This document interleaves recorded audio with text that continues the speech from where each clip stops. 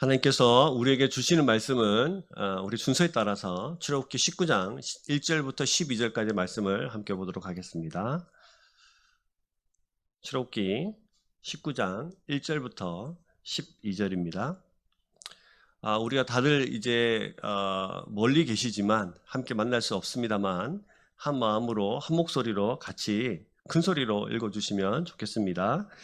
출애굽기 19장 1절부터 12절입니다. 제가 가진 성경은 구약 성경 110페이지에 있습니다.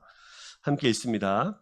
이스라엘 자손이 애굽 땅을 떠난 지 3개월이 되던 날 그들이 시내 광야에 이르니라. 그들이 르비딤을 떠나 시내 광야에 이르러 그 광야에 장막을 치되 이스라엘이 거기 산 앞에 장막을 치니라. 모세가 하나님 앞에 올라가니 여호와께서 산에서 그를 불러 말씀하시되 너는 이같이 야곱의 집에 말하고 이스라엘 자손들에게 말하라.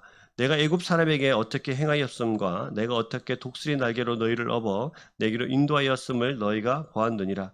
세계가 다 내게 속하였나니 너희가 내 말을 잘 듣고 내 언약을 지키면 너희는 모든 민족 중에서 내 소유가 되겠고 너희가 내게 대하여 제사장 나라가 되며 거룩한 백성이 되리라. 너는 이 말을 이스라엘 자손에게 전할지니라. 모세가 내려와서 백성의 장로들을 불러 여호와께서 자기에게 명령하신 그 모든 말씀을 그들 앞에 진술하니 백성이 일제히 응답하여 이르되 여호와께서 명령하신 대로 우리가 다 행하리이다. 모세가 백성의 말을 여호와께 전하매 여호와께서 모세에게 이르시되 내가 빽빽한 구름 가운데서 내게 임함은 내가 너로 말하는 것을 백성들이 듣게 하며 또한 너를 영영히 믿게 하려 함이니라. 모세가 백성의 말을 여호와께 아뢰었으므로 여호와께서 모세에게 이르시되 너는 백성에게로 가서 오늘과 내일 그들을 성결하게 하며 그들에게 옷을 빨게 하고 준비하게 하여 셋째 날을 기다리게 하라. 이는 셋째 날에 나 여호와가 온 백성의 목전에서 시내산에 강림할 것이니 너는 백성을 위하여 주위의 경계를 정하고 이르기를 너희는 삼가 산에 오르거나 그 경계를 침범하지 말지니 산을 침범하는 자는 반드시 죽임을 당할 것이니라. 아멘. 사랑하는 여러분, 잘 지내고 계십니까? 네. 오늘도 예배당에서 함께 예배하는 것이 맞으나 여러분들이 여기 아무도 안 계시고 네, 각자의 처소에 계십니다. 온라인으로 같이 예배를 하나 우리가 온 정성을 다해서 하나님 온전히 예배하는 우리가 되기를 주의 이름으로 축복합니다. 우리가 다시 이제 출애굽기 말씀으로 돌아와서요. 우리 같이 한번 출애굽기 말씀을 함께 나누어서 말씀을 좀 생각해 보시면 좋겠습니다. 자, 우리가 18장까지 어떤 내용이었냐면 르비딤에서 있었던 물 사건 그리고 전쟁 사건을 우리가 18장에서 다루었고요. 이제 19장에 보니까 이렇게 시작을 합니다. 이스라엘 자손이 애굽 땅을 떠난 지 3개월이 되던 날, 그러니까 3개월이 되었죠. 1월 15일 날 출애굽하였으니까 이제 딱 3개월 되던 날이 됐습니다. 그들이 시내 광야에 이르게 되었습니다. 시내 광야는 약 길이가 약 한 4km 정도, 넓이가 한 0.8km 정도 됩니다. 이 광야에서 웅장한 산이 하나 솟아 있는데 그 산 이름이 바로 시내산이라고 불리기도 하고 호렙산이라고 불리기도 하는 그런 산입니다. 이 산은 모세가 처음으로 하나님을 만난 곳이죠. 이스라엘 백성들을 구원하러 소명을 받았던 바로 바로 그곳이 이 산입니다. 그래서 모세에게 이 산은 하나님의 산으로 인식되어 있었죠. 이스라엘 백성들과 함께 시내 광야에 멈추어서 장막을 치게 된 모세는 곧바로 시내산으로 올라갑니다. 시내산, 시내라는 것은 가시나무 숲이라는 뜻을 가지고 있고요. 그래서 이 산은 아주 거칠고 척박한 산이었다는 것을 우리에게 시내산이라는 단어에서 보여줍니다. 자, 그러면 왜 모세는 무리들을 이끌고 이 시내산 밑에 장막을 치고 또 시내산의 정상으로 도착하자마자 올라가게 되었을까? 여러분, 왜 그랬을까요? 하나님을 만나러 갔습니다. 왜요? 바로 이곳이 모세가 처음 하나님을 마주한 곳이기 때문입니다. 이곳에서 모세는 가시떨기에 불꽃으로 임하신 하나님을 만났습니다. 그리고 하나님께 소명을 받죠. 이스라엘 백성들을 출애굽시켜라. 바로 그 모세는 바로를 피해서 도망간 도망자로서의 고달픈 일생을 살아가다가 이제 모세는 하나님을 만나게 되었던 것이죠. 그래서 이제 모세는 처음 하나님을 마주할 때 그때는 아주 고달프고 바로라는 이집트의 왕을 피해서 도망간 사람이었다면 이제는 이스라엘 백성들을 출애굽시키라 말씀하셨던 소명을 완성시키고 200만 명 이상 되는 이스라엘 백성들을 출애굽시켜서 이제 그들을 데리고 이제 시내산 앞에 나오고 그가 자신은 하나님 앞에 나아가게 된 것입니다. 하나님 저 잘했죠? 소명을 이렇게 이루어서 왔습니다. 그리고 앞으로 나는 이 백성을 이끌고 어떤 인생을 살아가야 합니까? 어떻게 광야 땅을 지나서 가나안 땅으로 가야 합니까? 라는 것을 묻기를 원했을 것이고 또 모세는 하나님을 다시 만나서 소명을 재확인하고 하나님과 함께 눈을 마주 대하면서 하나님과 교제하고 싶었던 것입니다. 하나님과 대화하고 싶었던 것이죠. 그래서 모세는 이제 이스라엘 백성들이 시내산 밑에서 광야 그곳에서 이제 장막을 칠 때에 하나님을 향해서 나아가게 됩니다. 오늘 말씀에 3절 말씀을 보시면 모세가 하나님 앞에 올라가니라고 이렇게 설명을 합니다.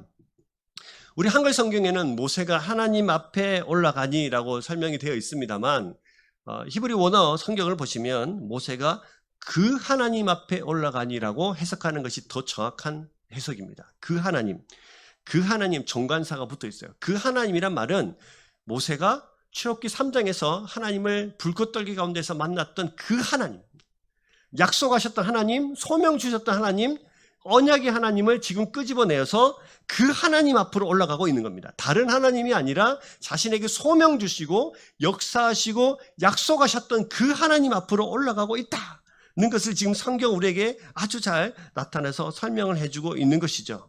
자, 그래서 모세는 하나님 앞에 올라갑니다. 그 하나님 앞에 자신을 불러주셨던 하나님 앞에, 자신에게 소명 주셨던 하나님 앞에, 그리고 자신에게 언약하시고 약속하셨던 그 하나님 앞으로 나아가게 됩니다. 그리고 그 하나님은 이 모세를 만나주시면서 하나님이 그들에게, 이스라엘 백성들에게 이 말을 전하라 하면서 말씀을 전해주시죠. 그것이 바로 오늘 본문의 내용입니다.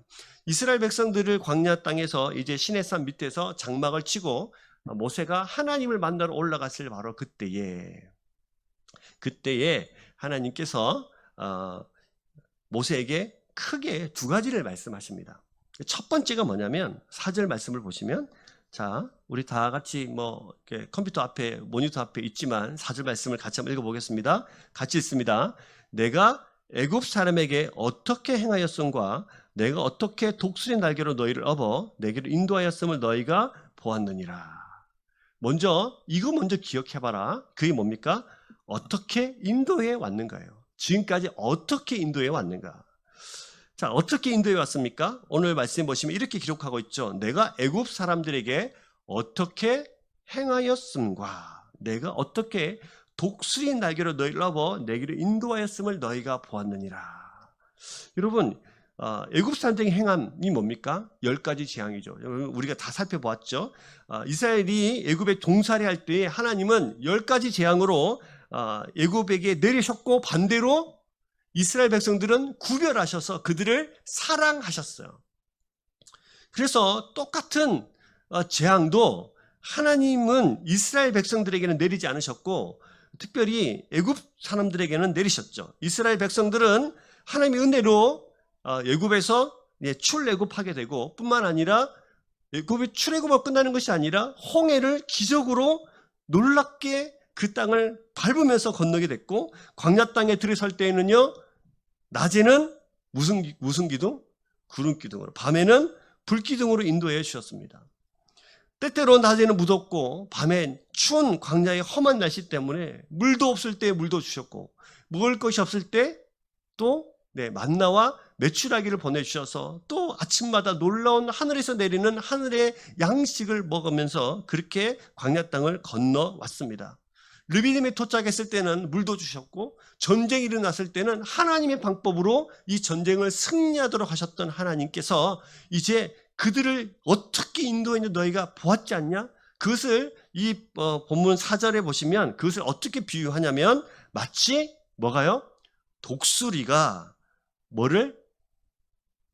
날개로 너희를 업어 인도했던 것처럼 그렇게 너희를 인도해 왔다는 거예요. 여기서 독수리가 등장하는 이유는 독수리 날개란 주변을 압도하는 권능과 능력을 특별히 그 능력으로 너에게 사용하셨다는 거예요. 그리고 애굽에서 들어 아주 조심스럽게 구원하셨다는 말입니다. 없다는 말은 들어 올렸다는 말이에요. 그러니까 이스라엘 백성들을 그 애굽 땅에서 들어 올려서 구원해 주신 거죠. 하나님의 큰 권능을 사용하셔서 이스라엘 백성들을 그렇게 여기로 옮겨 오셨다는 것입니다. 여러분 아시죠? 우리 어릴 때부터 이 말씀을 참 많이 들었던 말씀이에요. 부모 독수리가, 어미 독수리가 어린 독수리를 어떻게 훈련하는지 알고 계시죠? 어린 독수리가 어른이 되어가는 과정은, 독수리는 아무 때나 이 둥지를 틀지 않는다고 한다는 사실을 우리가 알고 있지 않습니까? 벼랑 끝에 둥지를 짓고 처음에는 푹신하게 만들어 놓는데, 이 어린 독수리가 조금 더 크면은 어미 독수리는 이 푹신푹신한 이 둥지를 다시 이제 아주 이제 뾰족뾰족 튀어나게 이렇게 한다고 해요. 그래서 약간 이제 둥지가 불편해지고, 그리고 계속 쪼아서 못 살게 군답니다.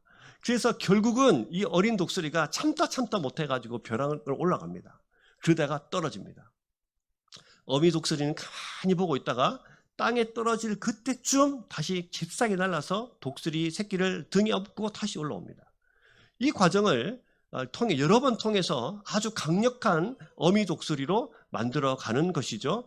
그래서 이 본문을 이렇게 설명하고 있는 거예요. 마치 어미 독수리가 새끼 독수리를 등에 업어서 그것을 구원해내고 다시 강력한 독수리로 만드는 것처럼 너희를 그렇게 인도해 왔다는 거예요. 아주 세심하게, 아주 세밀하게, 아주 사랑과 은혜를 담아서 너희를 그렇게 강한 능력으로 이끌고 왔다는 거예요.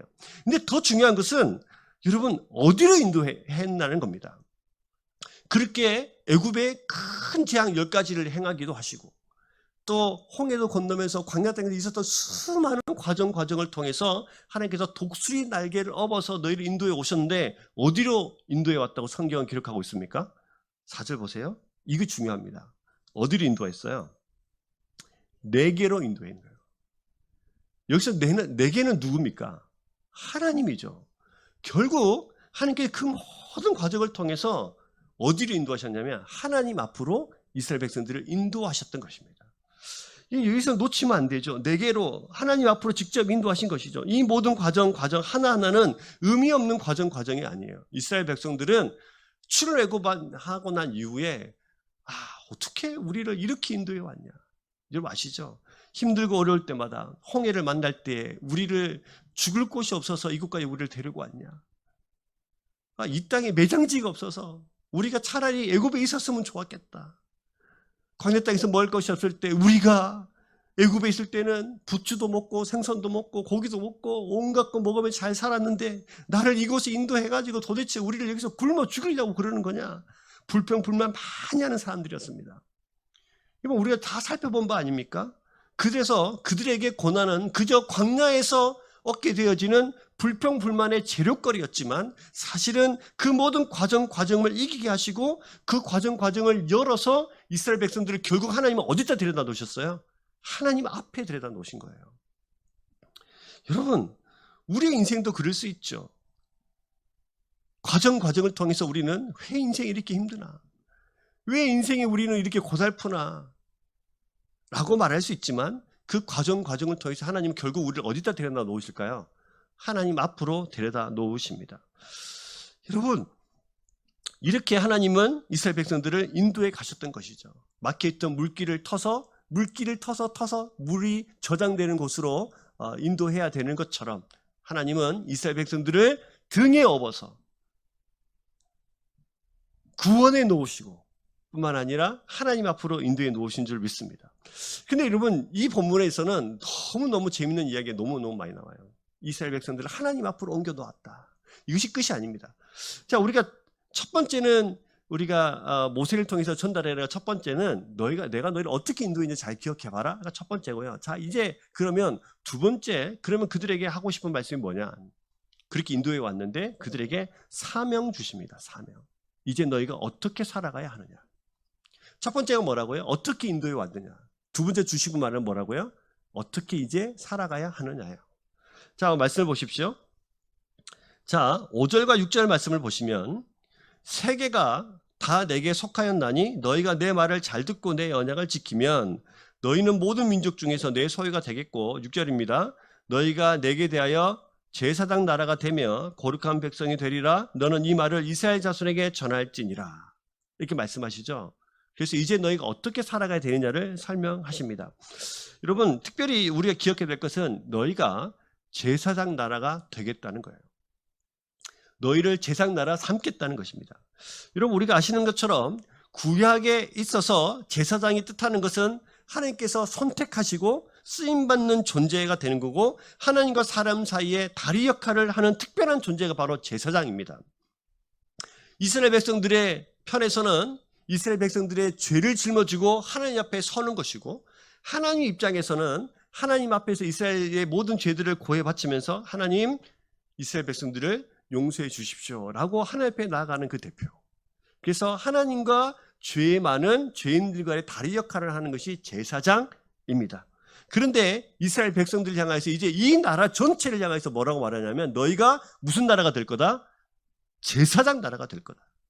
다시 말하면 이스라엘 백성들이 하나님 우리를 제사장 나라 삼아 주십시오라고 말한 것이 아니고, 하나님이 이스라엘 백성들을 자신 앞에 데려다 놓고 하시는 말씀이 너희는 앞으로 제사장 나라가 되라는 거예요. 명령하신 겁니다. 너희가 제사장 나라로 쓰이겠다는 거예요. 너희는 나한테 제사장 같은 나라이자 그런 존재가 된다는 것입니다. 그래서 제사장 나라의 핵심을 좀 정리를 해보면 다음과 같습니다. 자, 제사장 나라는 뭐냐? 이스라엘 민족이 하나님 앞에서 살아가는 존재가 되는 게 첫 번째예요. 두 번째는 하나님과 열방 사이를 연결하는 다리가 되는 것이 두 번째입니다. 세 번째는 민족과 민족 사이에 하나님을 알리고 증거하는 존재가 되는 것입니다. 이것이 하나님 나라, 제사장 나라의 핵심이에요. 그래서 하나님은 이스라엘 백성들을 무슨 나라 삼아서? 제사장 나라 삼아서 열방과 하나님 사이를 연결하고 너희는 내 앞에서 살아가는 존재가 되고, 너희를 통해서 이 세상 모든 사람들이 하나님의 존재를 알고 하나님의 성품을 알고 하나님이 어떠한 분인가를 깨닫게 하는 그런 증거의 존재로 너희를 사용하겠다, 이렇게 말씀하시는 것입니다. 자, 사실은 이것은 특권이죠. 이것은 구약에서는 이스라엘이라는 나라를 선택하셔서 제사장 나라를 삼아 주셨다면은 이제 온 인류의 대제사장이신 누구? 예수 그리스도께서, 그죠? 이 땅에 오셔서 온 인류를 죄를 짊어지시고 십자가에 못 박혀 죽으시면서 희생 제물이 되셨죠. 그로부터 이스라엘의 제사장 나라의 역할은 끝납니다. 그런데 여러분, 저와 여러분들이 살아가는 이 신약 시대에서는 영적 이스라엘인, 즉 다시 말하면 예수 그리스도를 구주로 영접한 모든 사람들이 에게 하나님께서 이 제사장 역할을 위임하셨어요. 그러니까 저와 여러분들이 이 구약 시대에는 이스라엘 백성들, 제사장 나라로 삼아 주셔서 이 역할을 하도록 하셨는데, 지금에 와서는 우리 모두가 다 제사장 역할을 감당하도록 우리를 불러주시고 위임하셨다는 사실을 믿으셔야 됩니다. 여러분, 그래서 과거에 구약의 하나님의 백성인 그 감당한 축복의 통로 역할을 오늘날에는 누가 담당합니까? 신약을 살아가는 저와 여러분, 그리고 이 교회가 이 역할을 감당해야 되는 것이죠. 이 역할을 감당하지 못하면 교회는 빛을 잃은 교회가 되고 성도는 빛과 소금의 역할을 감당할 수 없습니다. 이것을 이해하고 믿었던 베드로는 베드로전서 2장 9절에 이렇게 설명을 합니다. 자, 우리가 잘 아는 본문입니다만 같이 한번 읽어보겠습니다. 베드로전서 2장 9절입니다. 같이 읽습니다. 그러나 너희는 택하신 족속이요 왕같은 제사장들이요 거룩한 나라요 그의 소유가 된 백성이니 이는 너희를 어두운 데서 불러내어 그의 귀한 빛에 들어가게 하신 이의 아름다운 덕을 선포하게 하려 하심이니라. 뭐라고 말합니까? 너희는 뭐예요? 택하신 족속이고요, 선택하셨다는 거죠. 그 다음에 왕같은 제사장이에요. 이제 예수 그리스도를 구주로 믿는 모든 사람들이 뭐예요? 제사장이죠. 그래서 제사장들은 하나님의 거룩한 나라가 되고 소유가 됩니다. 이 본문이 어디 있습니까? 지금 오늘 우리가 읽었던 너희가 내 언약을 잘 지키고 내 말을 잘 들으면 너희가 내 소유가 되고 거룩한 나라가 되겠다는 말씀, 이 말씀을 베드로는 그대로 옮겨와서 이제 너희가 그 사람들이다. 너희가 그 사람들이다. 그래서 너희를 통해서 그 귀한 빛에 들어가게 하신 하나님의 아름다운 덕을 세상에 흘러보내는 일에 우리가 부름받고 위임받았다는 사실을 우리에게 설명하시는 것입니다. 사랑하는 여러분, 옆에 우리 성도들에게 저는 여러분들이 보이지 않지만 여러분들 제가 보이시죠? 네. 옆에 있는 성도님들에게 이렇게 한번 따라 해보겠습니다. 당신은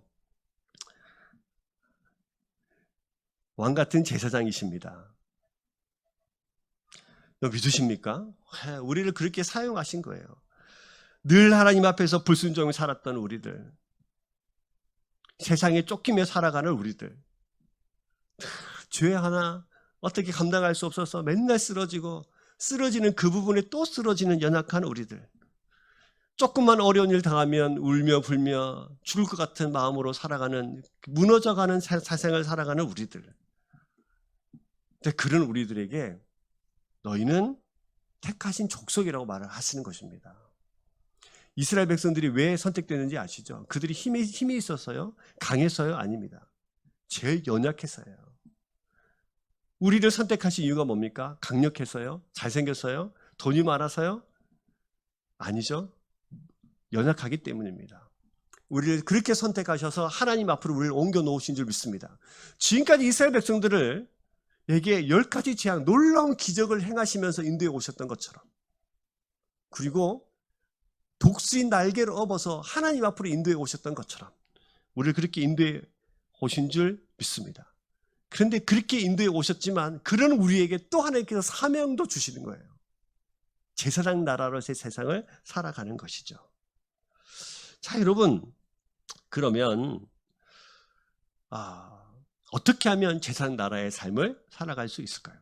어떻게 하면 제사장으로서의 주시는 그 하나님의 소명을 감당하며 살아갈 수 있을까요? 자, 오늘 말씀을 잘 보시면 이렇게 되어 있습니다. 자, 5절 아까 읽었습니다만 다시 한번 잘 들여다보시면 세계가 다 내게 속하였나니 온 세계가 다 내 거다. 근데 특별히 너희가 내 말을 뭐하고? 잘 듣고요. 첫 번째는 우리가 제사장 나라의 삶을 살아갈 수 있는 첫 번째 방법은 내 말을 잘 듣는 것입니다. 내 말을 잘 듣는 것이 무슨 뜻입니까? 네, 한 귀로 듣고 한 귀로 흘려라는 뜻이 아니고, 그죠? 단순히 귀로만 듣는다는 뜻이 아니라 모든 하나님의 말씀을 온전히 이해하고 숙지할 뿐만 아니라 그 말씀 들은 대로 절대적인 순종의 자세를 갖는 겁니다.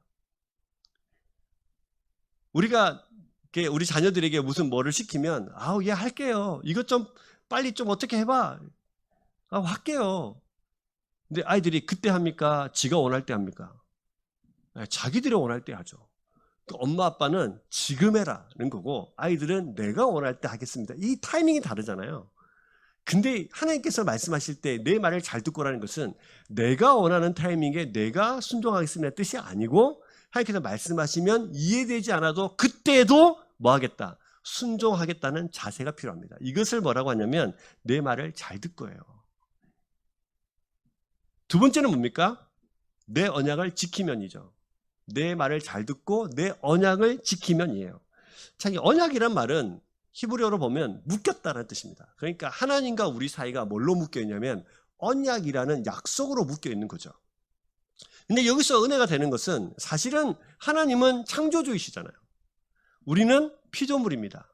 창조주와 하나님의 사이가 존재의 차이가 있기 때문에 사실은 1대1의 관계로 평등한 관계로 약속을 할 수 없어요.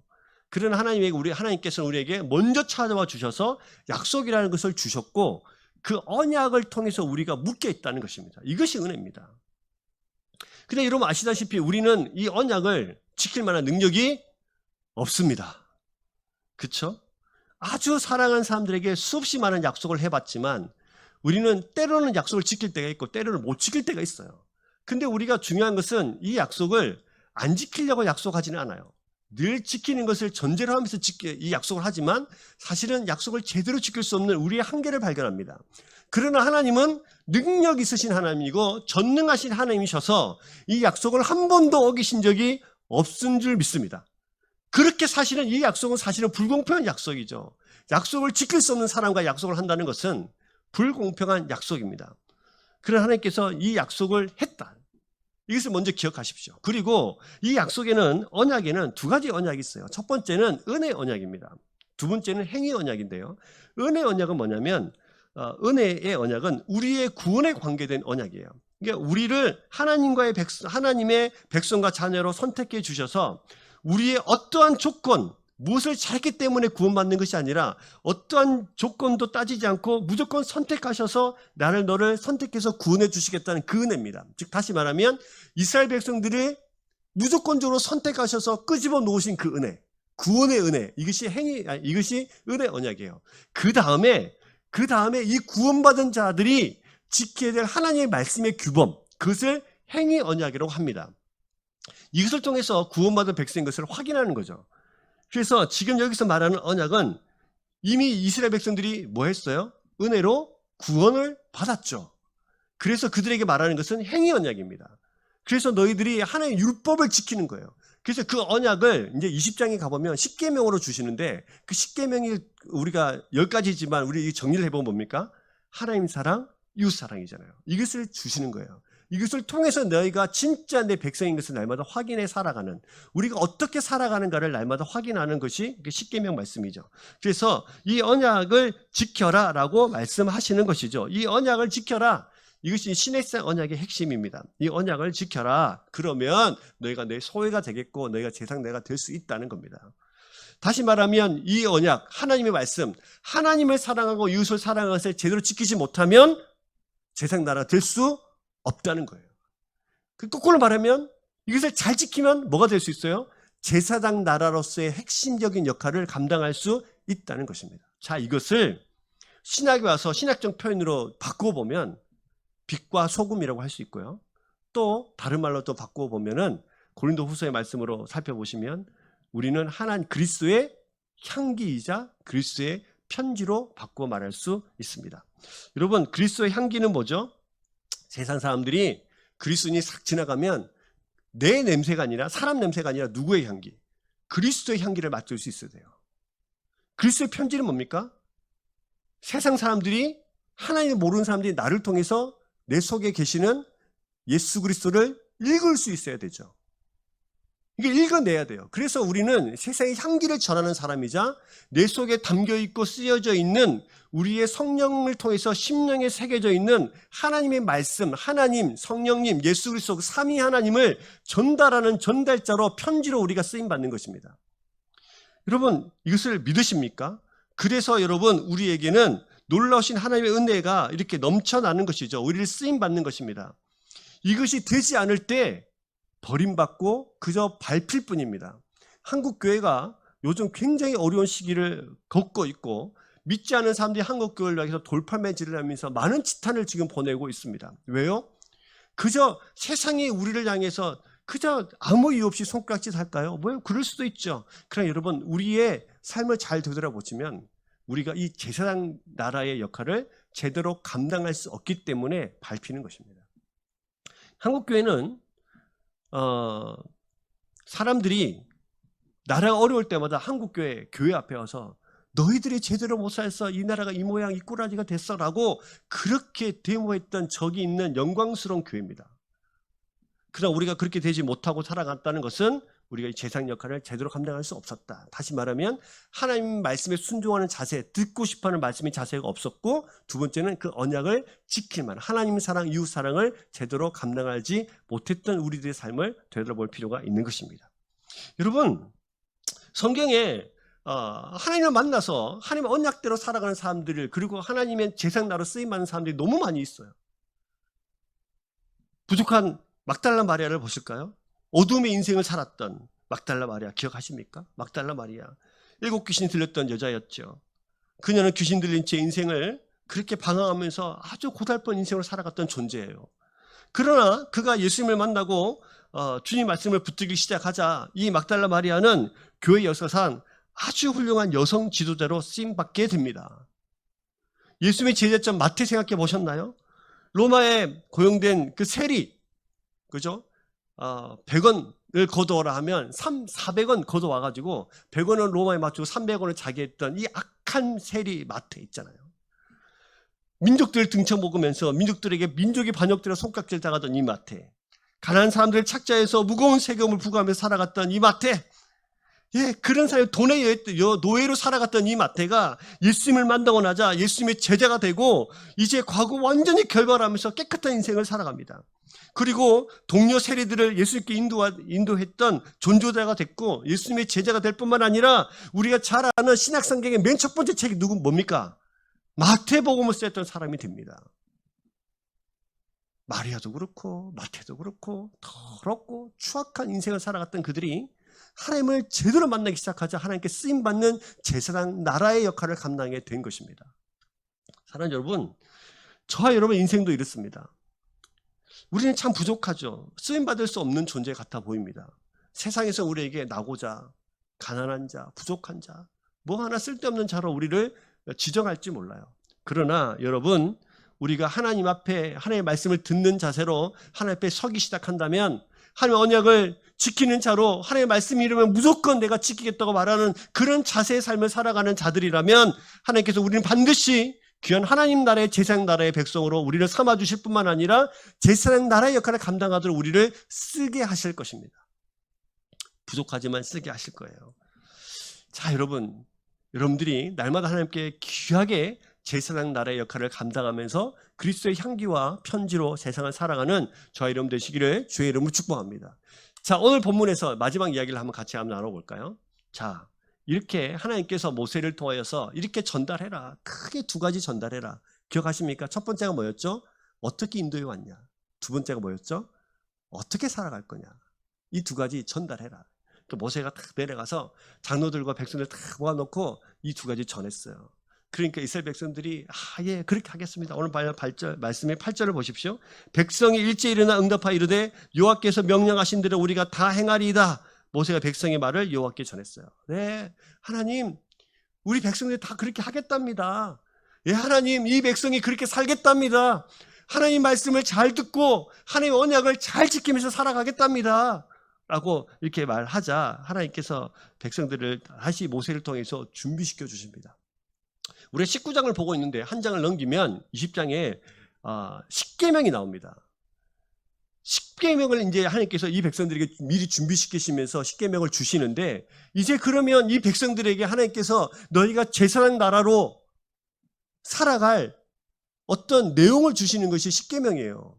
하나님 사랑, 이웃 사랑. 근데 그것을 감당하기 전에, 이 말씀을 받아들기 전에, 소명을 받기 전에 하나님께서 이들에게 하시고 싶은 말씀이 있습니다. 백성들을 준비시키는 거예요. 하나님의 소명받는 자로 살아가기 전에 어떻게 살아가야 될 것이냐를 더 고민하기 전에 이들에게 뭘 말씀하시냐면 준비시키는 것입니다. 뭘 준비시키느냐? 자, 보십시오. 10절 말씀 보시면 여호와께서 모세에게 이르시되 너는 백성에게로 가서 오늘과 내일 그들을 뭐하게 하며?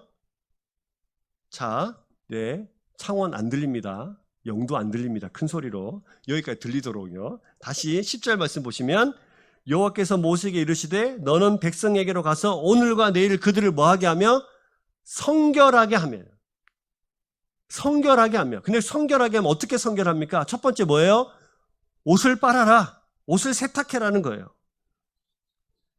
자, 우선 10절에 기록된 대로 옷을 세탁하는 것입니다. 성결하게 하는데 옷을 세탁하는 거예요. 옷을 세탁하는 것은 외적으로 자기를 단정히 갖추라는 의미입니다. 그런데 여러분, 이 18장에서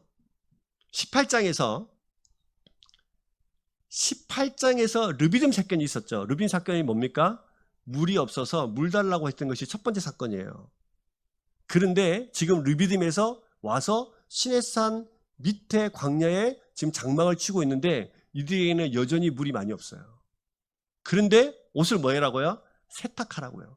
200만 명이 넘는 사람들이 이걸 세탁해야 됐어요. 즉 다시 말하면 뭘로 세탁을 합니까? 마실 물로 세탁을 해야 돼요. 다시 말하면 목숨을 건 성결이죠. 목숨을 건 성결. 자기 온 먹을 것을 목숨을 걸어서 목마름을 해결할 그 물을 가지고 세탁을 해야 되는 겁니다. 목숨을 걸고 성결하게 해라. 깨끗하게 해라. 물론 옷을 빠는 것으로 자기가 성결이 되는 건 아니죠.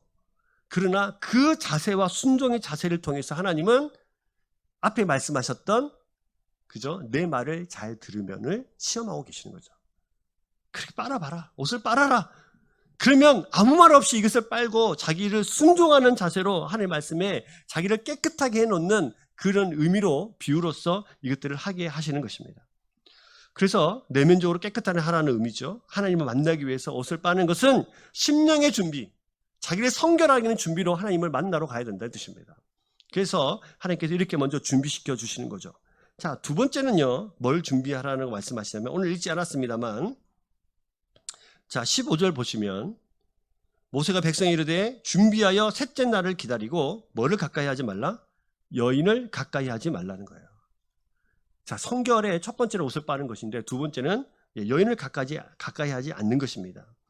즉 다시 말하면 육체적 쾌락을 세상 즐거움보다 하나님을 만나는 것보다 쾌락을 내려놓으라는 뜻이에요. 다시 말하면 하나님을 만나러 갈 때에 내가 이 세상 가장 즐거움이 누구여야 된다? 하나님이어야 된다.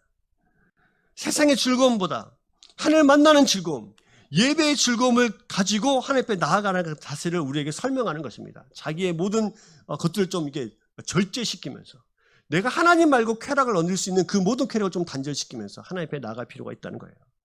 하나님 앞에 설 성도에게 준비해야 될 것, 이렇게 하나님께서 그들을 성결하게 하시는 것입니다. 자, 이렇게 개인을 준비시켜 주시는 거예요. 하나님께서 그들에게 말씀을 주실 때에 하나님께서 나의 가장 즐거움이 하나님이십니다. 나는 목숨을 내어놓고 내가 지금 목마를지라도 하나님께서 옷을 빨아서 세탁하라고 하시니 내가 이것을 깨끗이 빨아서 하나님 앞에 서겠습니다는 자세가 필요한 것이죠.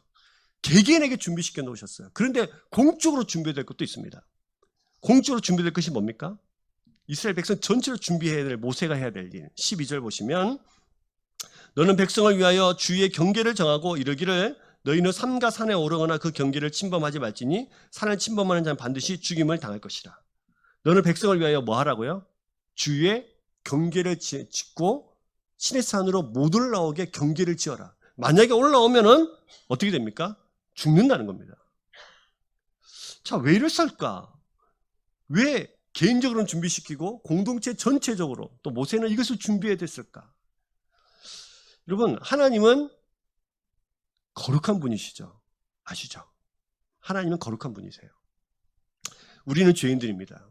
그럼 거룩과 부정이 만나면 어떻게 되죠? 네, 부정한 것이 죽습니다. 왜 그래야 됩니까? 부정한 것과 거룩한 것이 만나면 거룩한 것이 부정한 것에 태서 이 거룩한 것이 부정하게 되는 것을 방지하기 위해서, 즉 다시 말하면 거룩과 부정이 만나면 부정이 죽어요. 왜요? 거룩을 보호하기 위함입니다. 그리고 부정과 거룩하게 만났는데 아무런 일도 벌어지지 않아요. 그러면 만약에 그렇다고 한다면 거룩의 그 가치가 없어집니다. 그렇지 않습니까? 거룩한 부정이 만났는데 아무 일이 벌어지지 않아요. 그러면 부정한 것들은 이거 만나서 괜찮겠네 이렇게 되는 거죠. 그냥 하나님이 거룩한 분과 이 부정한 것이 만나면 이것은 사실은 부정한 것이 죽어야 거룩한 것을 보호합니다. 근데 여러분, 이게 은혜인데요. 그래서 하나님이 이스라엘 백성 올라오지 말라고 했어요. 올라오면 죽으니까. 하나님 만나면 죽으니까. 근데 여러분, 놀라운 것이 있습니다. 자,